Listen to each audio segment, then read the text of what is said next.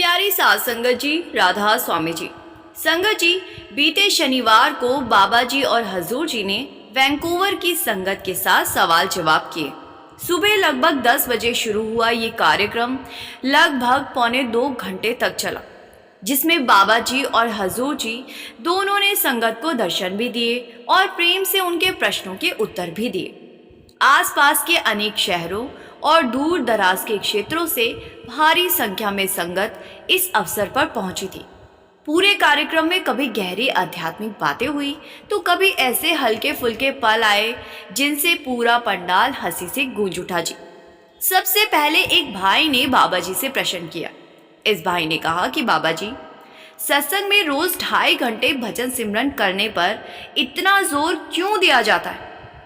दूसरे कई धर्मों में भी लोग ईश्वर को याद करते हैं, पूजा पाठ करते हैं, प्रार्थना करते हैं, लेकिन वहाँ इस तरह निश्चित समय की बात कम सुनने को मिलती।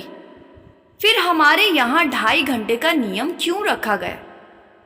बाबा जी ने बड़े शांत और प्रेम पूर्ण स्वर में उत्तर दिया जी। बेटा, सबसे पहले ये समझो कि ये कोई बोझ या मजबूरी नहीं है।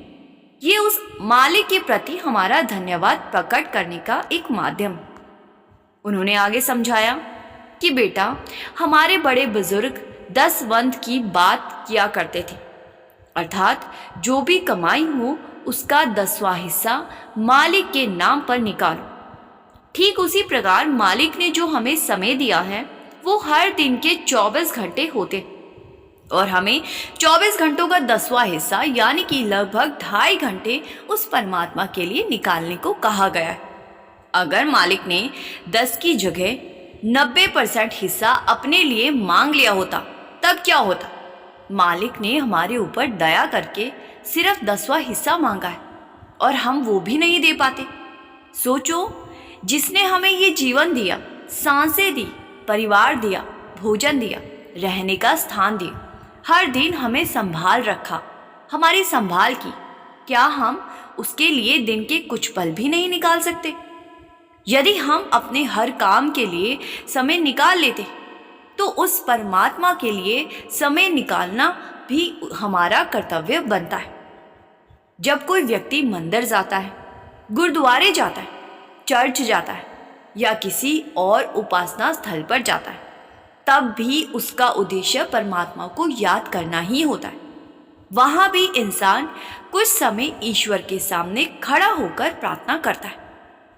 अंतर केवल इतना है कि सत्संगों में हमें भीतर की ओर ध्यान लगाने का अभ्यास कराया जाता है। बेटा, बाहर की दुनिया में हमारा मन हर समय भागता रहता है। भजन सिमरन हमें भीतर लौटना सिखाता है। जब हम शांत होकर बैठते हैं और सिमरन करते हैं, तब धीरे धीरे मन की चंचलता कम होने लगती है। इसीलिए ये समय किसी नियम का बोझ नहीं, बल्कि आत्मा की कमाई। फिर आगे इसी भाई ने फिर से बाबा जी से कहा कि बाबा जी, अब तो थोड़ा डर भी लगने लगा है कि कहीं मैं ये समय पूरा ना कर पाया तो बाबा जी ने मुस्कुरा दिया और फरमाया कि बेटा, डरने की बिल्कुल आवश्यकता नहीं है। मालिक प्रेम चाहता है, डर नहीं। जितना बन सके प्रेम से बैठो, ईमानदारी से प्रयास करो और हर दिन उसका धन्यवाद करते रहो। जब भावना सच्ची होती है तो रास्ते अपने आप खुलते चले जाते। फिर आगे एक लड़के ने बाबा जी से प्रश्न किया। इस लड़के ने कहा कि बाबा जी, क्या मैं सच में बूढ़ा दिखने लगा हूँ? मेरे घर वाले और दोस्त बार बार यही कहते हैं कि अब मेरी उम्र हो गई, अब शादी कर लेनी चाहिए। बाबा जी, आप ही बताइए, क्या मैं आपको सचमुच उम्र दराज दिखाई देता हूँ? तो बाबा जी ने उसे ऊपर से नीचे तक देखा जी और फिर हल्का सा मुस्कुराए और बड़ी ही सहजता से फरमाया कि बेटा, मुझे तो तुम बूढ़े नहीं लग रहे, लेकिन बहुत दुबले पतले जरूर लग रहे हो। पहले अच्छा खाना पीना शुरू करो। अगर ऐसे ही दुबले पतले रहे तो लोग सचमुच तुम्हें उम्र से पहले बूढ़ा समझने लगेंगे। बस इतना सुनना था कि पूरा पंडाल हंसी से गूंज उठा जी। फिर इस छोटे से उत्तर में भी बाबा जी ने हंसी मजाक के साथ साथ एक संदेश दिया जी। बाबा जी ने कहा, कि शरीर का ध्यान रखना भी आवश्यक है, स्वस्थ रहना भी आवश्यक है। स्वस्थ रहना जीवन का एक हिस्सा है, क्योंकि शरीर स्वस्थ होगा तभी इंसान मालिक के प्रति भी और समाज के प्रति भी अपनी जिम्मेदारियां निभा पाएगा। फिर आगे एक बहन ने बाबा जी से प्रश्न किया। इस बहन ने कहा कि बाबा जी, मैं बहुत अच्छा हलवा बनाती हूँ। एक बार मैं आपके लिए विशेष रूप से हलवा बनाकर ब्यास भी लाई थी, लेकिन मुझे कोठी तक जाने की अनुमति नहीं मिली। फिर मैंने वही हलवा सेवादारों को बांट दिया। मेरी बहुत इच्छा है कि एक दिन आप मेरे हाथ का बना हलवा जरूर खाओगे। बाबा जी हल्के से मुस्कुराए और हजूर जी की ओर देखने लगे और फिर हंसते हुए कहने लगे कि मुझे छोड़ो, मेरी तो अब उम्र हो चली है, अब तो हजूर जी को खिला देना। ये सुनकर संगत बहुत हंसी थी जी, और पूरा पंडाल हंसी से झूम उठा जी। फिर यही बहन आगे कहने लगी कि बाबा जी, मुझे पहले आपको ही हलवा खिलाना है। फिर बाबा जी ने मजाकिया अंदाज में कहा कि देखो, मैं तो अब अपनी उम्र के हिसाब से खाने पीने में थोड़ा संयम रखता हूँ, तो मुझे बार बार हलवा खिलाने पर क्यों तुली हुई हो। लेकिन वो बहन भी बड़ी सादगी से कहने लगी कि बाबा जी, सच मानिए, मैं बहुत ही स्वादिष्ट हलवा बनाती हूँ, आपको बहुत पसंद आएगा। बाबा जी ने मुस्कुराते हुए कहा कि हर व्यक्ति को अपने हाथ का बनाया हुआ खाना सबसे अच्छा ही लगता है। कभी सुना है कि किसी खाना बनाने वाले ने कहा हो कि वो बुरा खाना बनाता है? इतना सुनते ही फिर से संगत बहुत जोर जोर से हंसने लगी थी जी। फिर आगे एक लड़की ने बाबा जी से प्रश्न किया। इस लड़की ने कहा कि बाबा जी, आप तो बहुत सुंदर लगते हो, आपको अपना स्किन केयर सीक्रेट यहीं छोड़कर जाना पड़ेगा, जिससे कि सब लोग आप जैसे सुंदर देख सके। सच कहूं तो आप बहुत ही प्रिटी लगते हो। बाबा जी ने तुरंत मुस्कुराकर उत्तर दिया कि तुम सब मुझे प्रिटी क्यों कहते हो? पिछली बार भी किसी ने प्रिटी कहा था। प्रिटी तो लड़कियों को कहा जाता है, मुझे कहना है तो हैंडसम कहो। तो इस बात पर संगत 2-3 मिनट तक लगातार हंसती रही जी। फिर बाबा जी ने आगे कहा कि आप लोग मेरा जेंडर बदल कर ही मानोगे। ये सुनते ही जी संगत फिर से बहुत जोर जोर से हंसने लगी थी जी। फिर आगे एक बुजुर्ग अंकल जी ने बाबा जी से प्रश्न किया। इन अंकल जी ने कहा कि बाबा जी, मुझे नामदान हजूर महाराज चरण सिंह जी से मिला था। उस समय उन्होंने कृपा करके कहा था कि हम तुम्हें मंजिल तक अवश्य ले जाएंगे। अब मेरी उम्र भी काफी हो चुकी है। मेरे मन में बस यही प्रश्न उठता है कि क्या वो वचन आज भी उतना ही अटल है? बाबा जी ने बहुत ही प्रेम से उत्तर दिया जी। बाबा जी ने फरमाया कि बेटा, सद्गुरु के वचन पर कभी संदेह मत करो। यदि उन्होंने कहा है तो वो अपना वचन अवश्य निभाएंगे। फिर बाबा जी ने आगे फरमाते हुए समझाया कि लेकिन हमें भी ये देखना चाहिए कि नामदान लेते समय हमने जो वादा किया था उसे निभाने का प्रयास कितना किया। हमने भजन सिमरन के लिए समय देने का संकल्प लिया था। यदि हम अपनी ओर से ईमानदारी से प्रयास करेंगे तो मालिक की कृपा भी हमारे साथ रहेगी। फिर आगे एक अंग्रेज लड़के ने इंग्लिश में बाबा जी से प्रश्न किया, जिसका हिंदी अनुवाद हम आपको बता रहे हैं जी। इस लड़के ने पूछा कि बाबा जी, आजकल बहुत लोग ध्यान करते समय मोमबत्ती जलाते हैं, हल्का संगीत सुनते हैं या मेडिटेशन म्यूजिक चलाते हैं। क्या हम भी ऐसा कर सकते हैं? बाबा जी ने बड़े ही सहज भाव से उत्तर दिया जी। बाबा जी कहते हैं कि बेटा, जिस ज्योति को हमें देखना है वो बाहर नहीं, हमारे भीतर है। जिस शब्द को हमको सुनना है वो भी भीतर ही है। यदि हम ध्यान बाहर की चीजों पर टिकाएंगे तो मन भी बाहर ही भटकेगा, लेकिन साधना का उद्देश्य तो भीतर की यात्रा करना है। इसलिए बेटा, बाहरी सहारों की बजाय अपने मन को अंदर की ओर मोड़ने का अभ्यास करना चाहिए। फिर बाबा जी ने आगे कहा, जब ध्यान भीतर जाएगा तभी वास्तविक अनुभव होगा। बाहर की रोशनी कुछ देर के लिए आकर्षित कर सकती है, लेकिन आत्मिक प्रकाश तो भीतर ही प्रकट होता है। फिर आगे एक बहन ने बाबा जी से प्रश्न किया। इस बहन ने कहा कि बाबा जी, आज के समय में बच्चों को आध्यात्मिक जीवन की ओर कैसे प्रेरित किया जाए। बाबा जी ने उत्तर देते हुए फरमाया कि बेटा, बच्चों को केवल समझाने से अधिक प्रभाव हमारे अपने जीवन का पड़ता है। यदि माता पिता स्वयं अच्छा आचरण करेंगे, नियमित भजन सिमरन करेंगे और प्रेम से जीवन बिताएंगे तो बच्चे बिना कहे बहुत कुछ सीख जाएंगे। उन्होंने आगे फरमाया कि बच्चे वही सीखते हैं जो रोज अपने घर में देखते हैं। यदि वो अपने माता पिता को ईमानदारी, सेवा, प्रेम और सिमरन में लगे हुए देखेंगे तो उनके मन में भी वही संस्कार विकसित होंगे। बाबा जी ने आगे फरमाते हुए समझाया कि बेटा, इसीलिए उपदेश देने से पहले स्वयं उदाहरण बनना सबसे बड़ा आवश्यक कार्य है। जब जीवन ही संदेश बन जाए तब अलग से बहुत कुछ कहने की आवश्यकता नहीं रहती। फिर आगे एक भाई ने बाबा जी से प्रश्न किया। इस भाई ने कहा कि बाबा जी, आजकल अलग अलग धर्मों के लोग एक दूसरे की आलोचना करते हैं, विवाद करते हैं और कई बार आपस में टकराव भी देखने को मिलता है। ऐसे समय में हमें क्या करना चाहिए? बाबा जी ने अत्यंत शांत स्वर में उत्तर दिया जी। बाबा जी फरमाते हैं कि बेटा, इतिहास उठाकर देखो, मतभेद पहले भी थे और आगे भी रहेंगे, लेकिन यदि हम उसी में उलझे रहेंगे तो अपने वास्तविक उद्देश्य से दूर हो जाएंगे। हर महापुरुष जब इस संसार में आए तो उनका उद्देश्य लोगों को परमात्मा की ओर ले जाना था। उन्होंने प्रेम, सेवा, सत्य और भक्ति का मार्ग बताया, लेकिन समय के साथ लोगों ने उनकी शिक्षाओं को अलग अलग समूहों और सीमाओं में बांट दिया। हमारा लक्ष्य किसी धर्म से लड़ना नहीं, बल्कि हर धर्म की अच्छी बातों को अपने जीवन में उतारना है। यदि मन में प्रेम है, विनम्रता है और परमात्मा की याद है तो वही सबसे बड़ा धर्म है। फिर आगे एक भाई ने बाबा जी से सवाल किया। इस भाई ने कहा कि बाबा जी, आत्मा क्या है? क्या वो भी किसी शरीर की तरह होती है? लोग कहते हैं कि मृत्यु के बाद आत्मा चली जाती है, तो वास्तव में आत्मा है क्या? क्या आत्मा दिखाई देती है या उसका कोई भौतिक रूप भी होता है? बाबा जी ने बड़े ही सरल शब्दों में उत्तर दिया जी।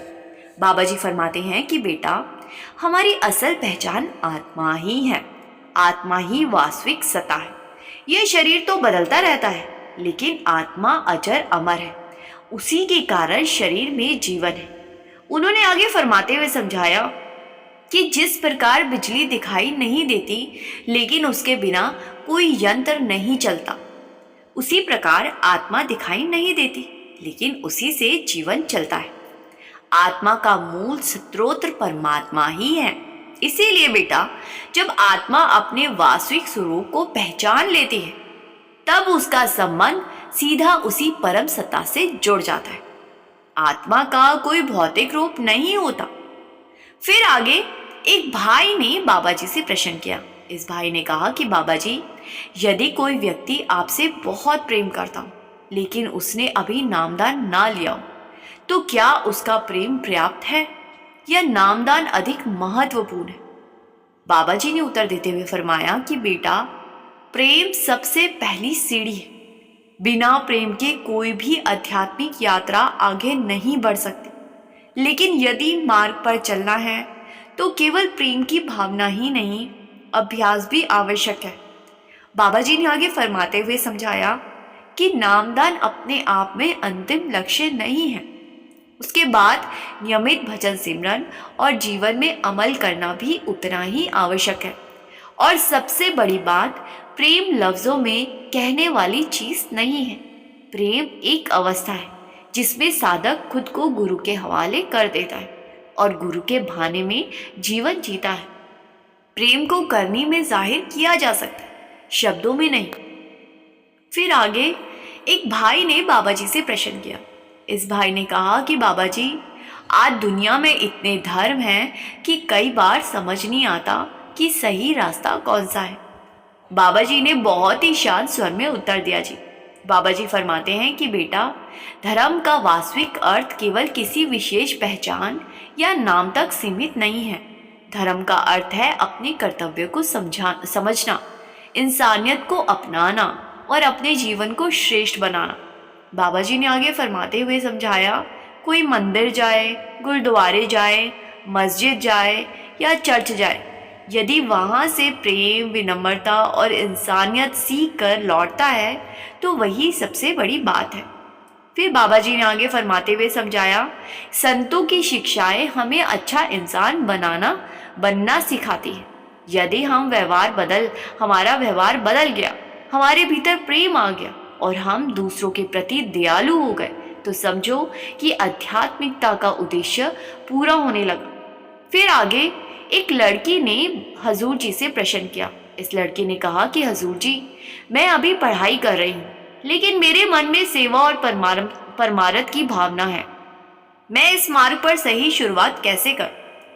हजूर जी ने बड़े ही प्रेम से फरमाया जी। हजूर जी फरमाते हैं कि बेटा, परमारथ केवल किसी विशेष स्थान पर जाकर सेवा करने का नाम नहीं है। परमारथ की शुरुआत अपने व्यवहार से होती है। बाबा जी ने आगे फरमाया, अपने माता पिता का सम्मान करना, पढ़ाई ईमानदारी से करना, किसी का दिल ना दुखाना, जहाँ अवसर मिले वहाँ निस्वार्थ सेवा करना और प्रतिदिन मालिक को याद करना, यही परमारथ की पहली सीढ़ियाँ हैं। जब जीवन में विनम्रता, प्रेम और सेवा आ जाती है तो परमारथ अपने आप जीवन का हिस्सा बन जाता है। इसीलिए बेटा, सबसे ज़रूरी है अच्छा इंसान बनना। फिर आगे एक भाई ने बाबा जी से प्रश्न किया। इस भाई ने पूछा कि बाबा जी, मेरे मन में अक्सर एक बात आती है। हमसे कहा जाता है कि रोज़ नियमित समय निकाल कर भजन सिमरन करें, लेकिन अगर परमात्मा हर समय हमारे साथ है, हमारे दिल में ही विराजमान है, तो फिर अलग से इतना समय निकालने की आवश्यकता क्यों है? क्या केवल अच्छे कर्म और सच्चा जीवन जीना ही पर्याप्त नहीं? बाबा जी ने आगे कहा कि बेटा, मुद्दा समय का नहीं, प्राथमिकता का है। सोच कर देखो, हम अक्सर कहते हैं कि हमें अपने परिवार से, अपने माता पिता से प्रेम है, और अगर हम उनके लिए समय ही नहीं निकालेंगे तो क्या सिर्फ लफ्ज़ों में कह देने मात्र से हमारे परिवार के लोग हमारे प्रेम को प्रेम मान लेंगे? जिस व्यक्ति से हमें प्रेम होता है उसके लिए समय निकालना हमें कभी बोझ नहीं लगता। हम अपने परिवार के लिए समय निकालते हैं, काम के लिए समय निकालते हैं, दोस्तों से मिलने का समय भी निकालते हैं, लेकिन जब मालिक की याद की बात आती है तो मन तुरंत हिसाब लगाने लगता है कि मालिक तो साथ ही है, फिर अलग से समय क्यों देना? सिमरन इसीलिए नहीं है कि परमात्मा को हमारी याद की ज़रूरत है, सिमरन इसीलिए है कि हमें उसकी याद की ज़रूरत है। संसार में रहते रहते मन हर दिन धूल से भर जाता है। चिंताएं, इच्छाएं, गुस्सा, तुलना, अहंकार, ये सब मन पर परतें जमा देता है। भजन सिमरन उन परतों को धीरे धीरे साफ करने का अभ्यास है। जैसे शरीर को रोटी चाहिए, वैसे ही आत्मा को नाम की कमाई चाहिए, और नाम की कमाई करने के लिए हमें मालिक की याद में समय देना ही पड़ेगा। बिना समय दिए हम कमाई इकट्ठा नहीं कर पाएंगे। फिर आगे एक बहन ने बाबा जी से प्रश्न किया। इस बहन ने भावुक होकर कहा कि बाबा जी, कभी घर की चिंता, कभी बच्चों की चिंता, कभी बीमारी, कभी आर्थिक कठिनाइयाँ, ऐसा लगता है कि एक समस्या खत्म होती नहीं कि दूसरी सामने खड़ी हो जाती है। कई बार मन पूछता है कि क्या मालिक हमारी सुनता नहीं? बाबा जी ने फरमाते हुए समझाया कि बेटा, जीवन में आने वाला सुख और दुख मालिक अपनी मर्जी से हमें नहीं देते। हम आज जो कर्म कर रहे हैं वही कर्म आगे चलकर हमारे जीवन के सुख और दुख बनते। इसीलिए हमें ना तो घबराना चाहिए और ना ही मालिक को शिकायत करनी चाहिए। मालिक सिर्फ हमारे कर्मों के आधार पर हमें फल देता है। इसीलिए बेटा, समझाया जाता है कि कर्म सोच समझकर करने चाहिए। आगे बाबा जी ने ये भी फरमाया कि कठिनाइयाँ इस बात का प्रमाण नहीं कि मालिक ने तुम्हारा साथ छोड़ दिया है। कई बार वही कठिन समय हमें मालिक की ओर निकट ले आता है। जब जीवन में सब कुछ मन के अनुसार चल रहा होता है, तब इंसान अक्सर मालिक को भूल जाता है। लेकिन जब कोई दुख सामने आता है, तभी उसे याद आता है कि उसके ऊपर भी कोई ऐसी शक्ति है जो हर परिस्थिति में उसका सहारा बन सकती है। हम ये नहीं चुन सकते कि जीवन में कौन सी परिस्थिति आएगी, लेकिन ये जरूर चुन सकते हैं कि उसका सामना किस मन से करेंगे। यदि मन में विश्वास है तो भारी से भारी दुख भी हल्का लगने लगता है जी। हर रात के बाद सुबह आती है। कोई भी दुख हमेशा के लिए नहीं रहता, इसीलिए कठिन समय में शिकायत कम करो और मालिक का हाथ ज्यादा मजबूती से पकड़ो, वही तुम्हें पार लगाएगा। मालिक सूली का भी शूल बना देता है। इसीलिए बेटा, हमेशा हर परिस्थिति में मालिक का शुक्राना करो। फिर आगे एक भाई ने बाबा जी से प्रश्न किया। इस भाई ने कहा कि बाबा जी, हम अक्सर सुनते हैं कि आध्यात्मिक मार्ग में सबसे बड़ी रुकावट अहंकार है, लेकिन कई बार इंसान को अपना अहंकार दिखाई ही नहीं देता। वो सोचता है कि मैं तो बिल्कुल ठीक हूँ। ऐसी स्थिति में कोई कैसे पहचाने कि उसके भीतर अहंकार कम हो रहा है या फिर बढ़ रहा है? बाबा जी ने आगे कहा कि बेटा, अहंकार कभी ये नहीं कहता कि मैं अहंकार हूँ। वो हमेशा किसी न किसी अच्छी बात का रूप धारण करके आता है, कभी ज्ञान के रूप में, कभी सेवा के रूप में, कभी त्याग के रूप में, तो कभी किसी और रूप में। अपने आप से एक छोटा सा प्रश्न पूछो कि जब कोई तुम्हारी आलोचना करता है, तब तुम्हारे भीतर क्या होता है? यदि तुरंत क्रोध आ जाए, मन बेचैन हो जाए या सामने वाले को गलत साबित करने की जल्दी हो, तो समझो अभी भीतर बहुत काम बाकी है। और यदि कोई तुम्हारी प्रशंसा करे, तो भी अपने मन को देखना, क्या तुम्हें भीतर से आनंद इसीलिए हो रहा है कि मालिक की कृपा है, या इसीलिए कि लोगों ने तुम्हारी तारीफ कर दी? यही अंतर धीरे धीरे हमें अपने मन की पहचान कराता है। संगत जी, ये थे बाबा जी और संगत के बीच के सवाल जवाब जी। संगत जी, मेरी आपसे हाथ जोड़कर एक ही विनती है कि कमेंट में राधा स्वामी जरूर लिखिए जी, और संगत के अपने इस चैनल रूहानी सफ़र को सब्सक्राइब कर इस चैनल का एक हिस्सा ज़रूर बनिए जी। गुरु प्यारी साथ संगत जी, राधा स्वामी जी।